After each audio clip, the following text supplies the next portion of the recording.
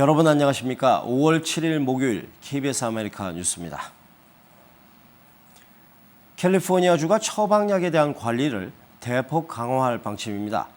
이는 환각성 처방약의 오용과 남용이 심각한 수준이란 지적에 따른 것입니다. 관련법이 발효될 경우에 앞으로 의료진은 처방전을 써주기 전에 환자의 과거 병력을 반드시 확인해야 합니다. 윤범수 기자가 취재했습니다. 지난 2010년 19살의 젊은 나이에 세상을 떠난 제라드 군. 사인은 약물 과다 복용이었습니다. 친구들과 환각 성분이 있는 진통제 90알을 나눠서 복용했다 숨진 것입니다. 다른 친구들도 모두 숨졌습니다. 처방전을 써줬던 의사는 현재 2급 살인 혐의로 기소돼 재판 중입니다. It's the overprescribing to these teenagers because they're 18 years old. They're able to get whatever they want. We need to stop this. My son's death was preventable. 처방전이 필요한 감기약이나 진통제들의 경우 아편 또는 마약성 환각 성분이 포함되어 있는 경우가 많습니다. 문제는 현재 캘리포니아에서는 의사의 처방전만 있으면 이들 처방약들을 쉽게 구할 수 있다는 점입니다. Sometimes they go to a doctor who's really just selling prescriptions for cash. So we have a huge problem, and if doctors are one of the sources of the problem, they can also be the solution. And that's what SB 482 will do. 캘리포니아 주 상원에 계류 중인 SB 482는 이러한 처방약의 오남용을 막기 위해 의사들이 처방전을 써주기 전 환자의 병력과 과거 처방 기록을 의무적으로 확인하는 내용을 담고 있습니다. 앞서 처방약 관리 강화를 시행하고 있는 뉴욕과 웨스트버지니아, 켄터키 등 다른 주의 경우 시행 이후 아편성 처방약의 사용이 7에서 10% 감소했고 처방전을 쉽게 써주는 의사를 찾아가는 이른바 닥터 쇼핑은 무려 86%가 감소했습니다. 현재 캘리포니아를 비롯해 미국 내 50개 주는 자체적으로 마약성 처방약에 대한 데이터베이스를 구축하고 있는데 약국들은 특정 약에 대해서는 처방과 동시에 환자에 대한 정보를 주 법무부에 제출해야 합니다. 하지만 아직까지 캘리포니아에서는 의사가 환자 기록들을 의무적으로 확인하도록 하는 법은 만들어지지 않았습니다. Actually, the first state to enact a prescription drug database all the way back in 1939. For about the last 5 years, that database has been online, so doctors could instantly access a patient's prescription history. But unfortunately, if it's not mandatory, doctors won't use it. 캘리포니아 메디컬 위원회는 오늘 해당 법안을 지지하는 내용의 결의안을 만장일치로 승인했습니다. KBS 뉴스 윤범수입니다. 어버이날을 맞아 LA 한인타운 곳곳에서 의미 있는 효도 행사들이 이어지고 있습니다. 어버이날 관련 마케팅도 활기를 띠고 있습니다. 노승욱 기자입니다. 한인타운 노인 커뮤니티 센터. 어버이날을 앞두고 어르신 300명을 초대해 정성스레 준비한 점심을 대접했습니다. 식사와 공연이 어우러진 올해 어버이날 행사는 노인센터 개관 2주년을 기념해 열렸습니다. 여기서 다 그 노인들이 배운 겁니다. 외부에서 뭐 이렇게 엔터테인먼트 프로그램을 데리고 이렇게 모신 게 아니라 여기서 강사들이 다 영어, 또 합창단, 고전무용, 장구 이것이 손수리가 노인들이 할 수 없는 것을 할 수 있다는 것을 이렇게 교포사에서 만장으로 보여줘서 타운 효도 행사에 경찰들도 동참합니다. 이번 주말 한미 사법기관 자문위원회가 주최하는 어버이날 행사에는 캘리포니아 고속도로 순찰대원들이 일일 자원봉사자로 나설 예정입니다. Actually, this Sunday is Mother's Day, and it's a holiday represented, and we just want to show to all mothers out there that we appreciate you nurturing us when we were little kids. And the Highway Patrol, we see this as an opportunity to engage our community, in particular the Korean community. 굿사마리탄 병원은 내일 어버이날을 맞아 산모들에게 카네이션을 달아주는 행사를 엽니다. 한인 산모가 3분의 1이 넘는 굿사마리탄 병원은 매년 5월 8일 첫 엄마가 된 이들을 축하하는 의미로 행사를 열고 있습니다. 5월 가정의 달을 맞아 가족 또는 효도 관련 상품들도 연이어 출시되고 있습니다.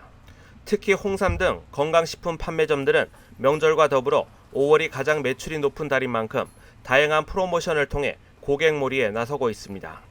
5가지 품목을 저희가 10% 할인해 드리고요. 5월 어버이날을 맞이해서 부모님께 효도하시기 바랍니다. 그 밖에 타운 내 양모 병원들과 교회들도 내일과 이번 주말에 걸쳐 어버이날 행사를 열며 타운 내 효 분위기를 이어나갈 예정입니다. KBS 뉴스 노승욱입니다. 뉴저지주가 미국에선 처음으로 초중고생을 대상으로 한 심장질환 검사를 의무화합니다. 비만 등으로 인해서 어린 나이부터 성인병을 앓는 학생들이 증가하고 있는 데 따른 것입니다. 뉴욕 김일강 통신원입니다. 신입생에게 의무화되어 있는 신체검사. 뉴저지주 교육계는 학생 신체검사 범위를 확대할 예정입니다. 앞으로 19살 미만 청소년은 심장질환 검진을 의무적으로 받아야 합니다.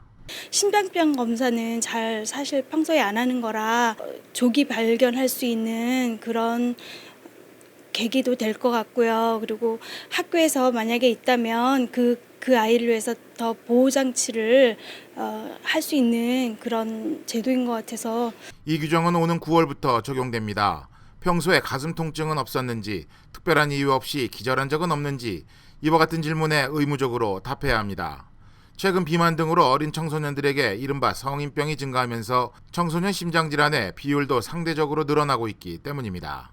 학생이 평소 심장에 문제가 있거나 이유 없이 쓰러진 경험이 있는지 등 14가지 설문 내용이 검사에 포함됩니다.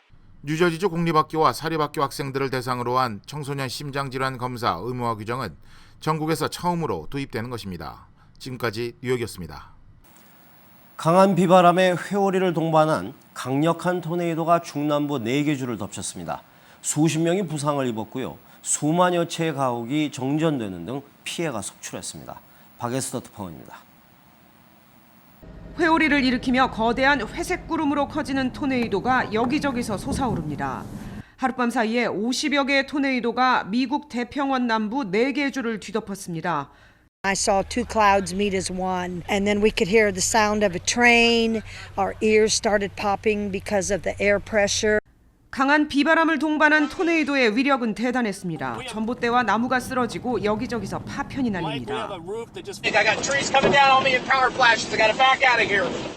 처음으로 오클라호마 시티에 돌발 홍수 경보가 내릴 정도로 폭우가 쏟아졌습니다.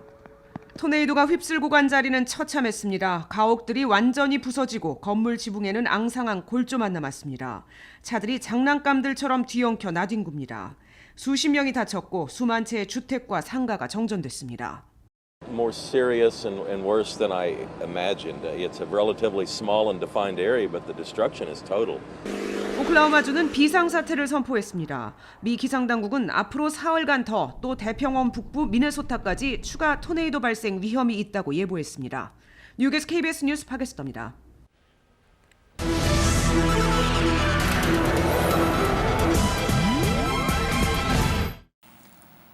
스스로 움직이는 세계 최초의 자동운전 트럭이 네바다주에서 정식 번호판을 달았습니다. 다만 차선이 분명하지 않을 경우엔 센서 작동이 안 돼서 사람이 운전을 해야 한다고 합니다. 김성진 특파원입니다. 여느 화물 트럭과 달라 보이지 않는 차량입니다. 하지만 운전자가 자동 운전 버튼을 누르자 스스로 운행을 시작합니다. Now I'm being able to run hands-free and feet-free. The truck is actually going to do a jog here based on the lane markings. 다임러 트럭이 만든 이 차량은 레이더와 카메라로 전방을 탐지하고 순항 제어 기술로 자동차 간거리를 자동 조절합니다. 다임러 측은 트럭 사고 대부분이 피로한 운전자 실수로 일어나는데 자동 주행 시스템은 피로를 느끼지 않는다고 설명했습니다. 다만 차선이 흐릿한 경우 센서 작동이 안 될 수 있어 사람의 운전이 필요할 수도 있습니다. The driver is able to relinquish control of the steering of the vehicle, but he's still required to be behind the wheel of the vehicle in order to monitor the functions of the vehicle.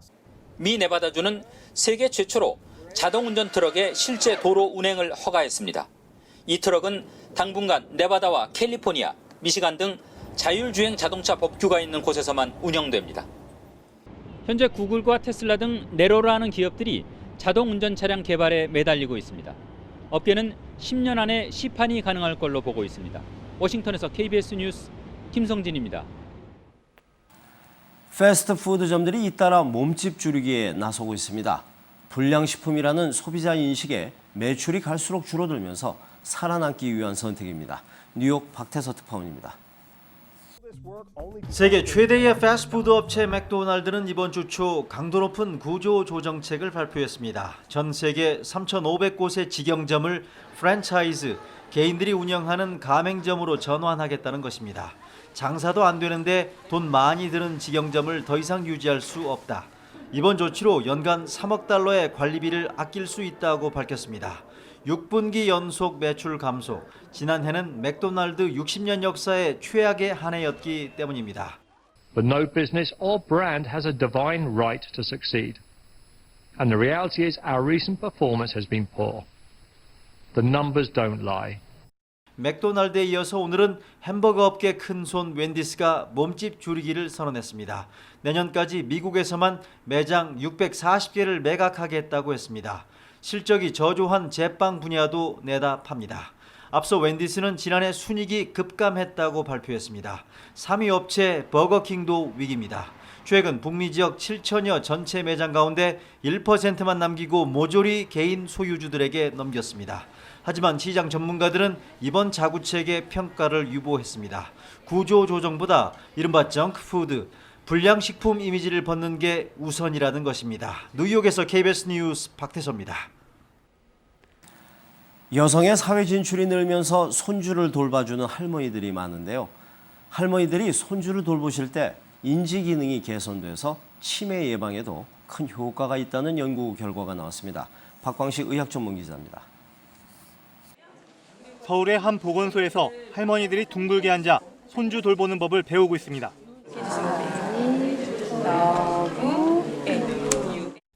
영어 글자 쓰듯이 아이의 배를 어루만져 줍니다. 이렇게 하나라도 더 배우려는 건 후손에 대한 내리사랑 때문입니다. 30년 넘게 지금 이제 처음 아기를 보는 거잖아요. 많이 배우고 그러니까 좀 자신감이 생겼어요. 보건소의 예비 할머니 할아버지 건강 육아 교실은 늘 인기입니다. 아이하고 할머니하고 애착관계, 그런 관계가 형성되면서 굉장히 그런 프로그램에 대한 호응이 높습니다. 연세대 생활과학대 연구팀은 할머니 2,300여 명을 분석한 결과 손주를 일주일에 10시간 이상 돌볼 경우 인지기능 점수가 23.4로 그렇지 않은 경우보다 1점가량 더 높은 것으로 나타났습니다.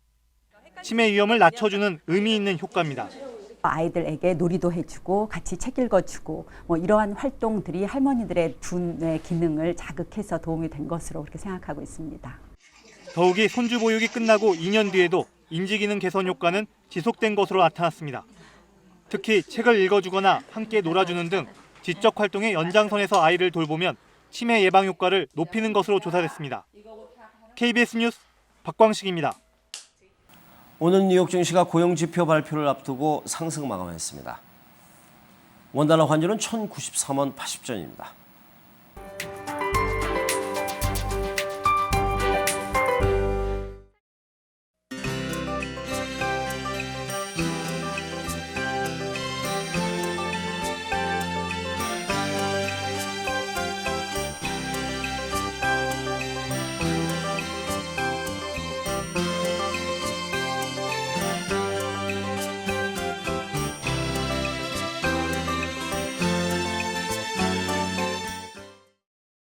목요일 밤 KBS 아메리카 뉴스를 마칩니다. 시청해주신 여러분 고맙습니다.